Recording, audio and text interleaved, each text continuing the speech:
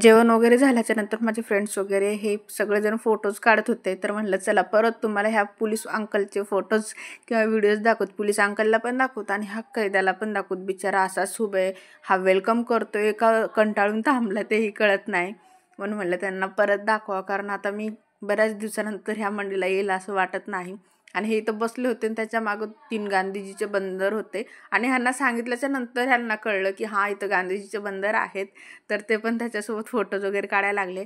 आणि ही माझी फ्रेंड आहे, ती पण तिथं सळाख वगैरे असतात जे मूवीमध्ये दाखवतात ना कैद्यांसोबत, तसं हातात घालून फोटोज काढत होती.